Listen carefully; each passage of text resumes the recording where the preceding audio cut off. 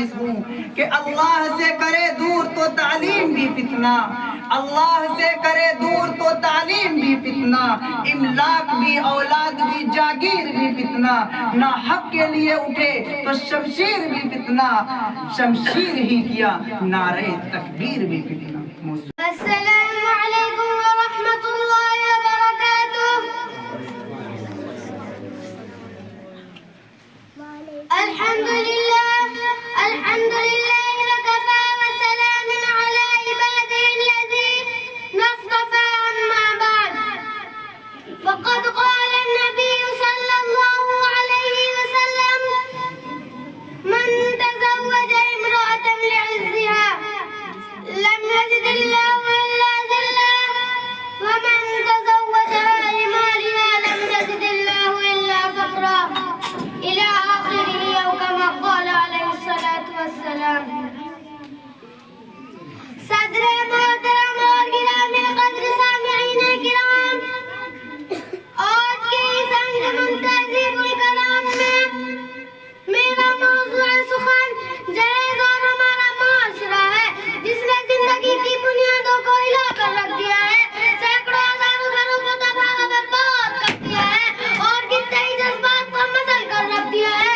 ये वो बीमारी है जिसे आज जहेज़ के नाम से याद करते हैं।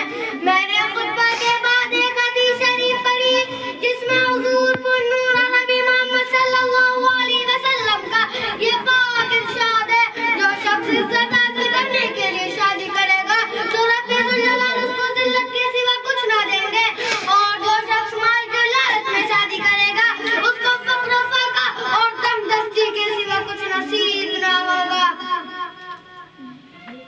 इस्लाम के पासवानों, आज हिंदुस्तान के अंदर खासतौर से हमारे मुस्लिम माशरे में जहेज़ एक ऐसा नासूर बन गया है जो एटमी हथियार से भी ज्यादा खतरनाक और मालिक साबित होता जा रहा है। इस मंडूल जहेज़ की बुनियाद पर हिंदुस्तानी माशरे में रोजमर्रा अखबारात की रौनक-ए-ज़ार बनकर ये सुर्खियां छपती है, फुला शहर में अपने ससुराल वालों से स्कूटर न मिलने पर अपनी नई-नवेली दुल्हन को जला दिया, फुला शख्स ने मज़ीद जहेज़ का मुतालबा पूरा न करने पर बीवी को मौत के घाट उतार दिया। किसी उर्दू शायर ने क्या खूब कहा है, अजब माजरा है हज़रात देखिए, अजब माजरा है हज़रात देखिए, दामाद मांगता है खैरात देखिए।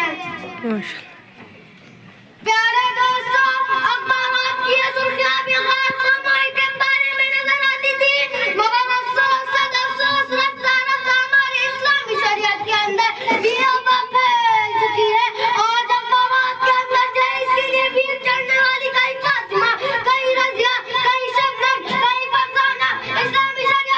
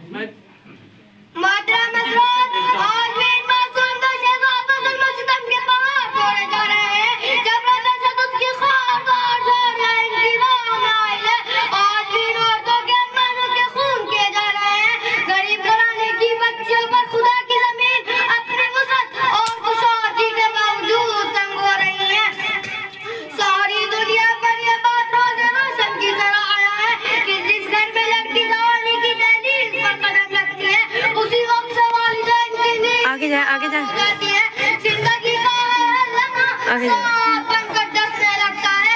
एक तरफ लड़की की उठती हुई जवानी होती है, तो दूसरी तरफ दिल से प्यारियों की उठती हुई निगाहें होती है, तो तीसरी तरफ पड़ोसियों की जेब में गोलियां होती है। वालिदैन इस गुलाब के फूल को सजाने के लिए लड़के तलाश करते हैं, तो जैसे मुतालबात उनके इरादे को वहीं मुसलमान कर देते हैं।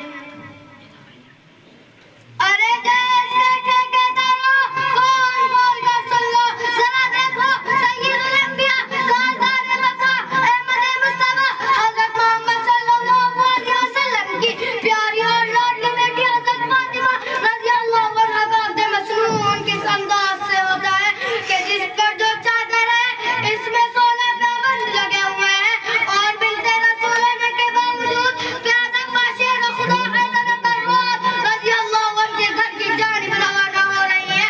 आज इसमें एक बिस्तर, एक चक्की, एक तकिया, 2 मटके और मुश्तमिल मुख्तसर सामान अली मुर्तजा को पेश किया जा रहा है।